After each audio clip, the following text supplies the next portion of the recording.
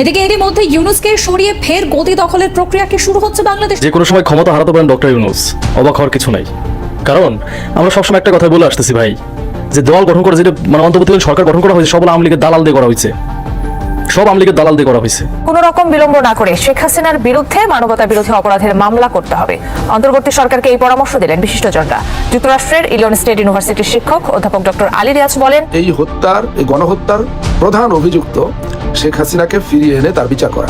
কপাল পুল্ল ডক্টর ইউনূসের, যখন তখন পদত্যাগ করতে পারে এবং যখন তখন ক্ষমতা হারাইতে পারে এবং ক্ষমতায় বসতে পারে সজীব ওজের যায়। প্রিয় দর্শক, আরও কিছু চাঞ্চল্যকর তথ্য আপনাদেরকে জানাবো। বর্তমান যে কথা এবং বর্তমান যে নিউজ এবং গুঞ্জন শোনা আছে নাকি বলে যখন তখন ডক্টর ইউনূস পদত্যাগ করতে পারে, সেই সাথে সাথে আরও কিছু তথ্য জানাবো। যারা নতুন অবশ্যই এই চ্যানেলটি সাবস্ক্রাইব করে বেল আইকনটি অল করে দেবেন এবং যারা লাইক দেন লাইক দিয়ে দেবেন। প্রিয় দর্শক, মাননীয় নেত্রী শেখ হাসিনা তিনি কিন্তু পদত্যাগ করে ইন্ডিয়ায় যে বর্তমান গোপন হয়ে আছে, বাংলাদেশে আসলে যখন তখন গ্রেপ্তার হয়ে যাইতে পারে। সেই সাথে সাথে বাংলাদেশের তত্ত্বাবধায়ক সরকার দিয়েছে ডক্টর ইউনূসকে, ছাত্রদল তারা সবাই মিলে ডক্টর ইউনূস সাহেবকে দিয়েছেন। অনেক ছাত্ররা কিন্তু পদ নিয়েছেন। প্রিয় দর্শক, সেই সাথে সাথে বাংলাদেশে যে সমস্ত আওয়ামী লীগের নেতাকর্মীরা ছিল এবং সৈন্যরা ছিল তারা কিন্তু অনেক ভয়ে অনেক বাড়ি ছাড়া হয়ে গেছে।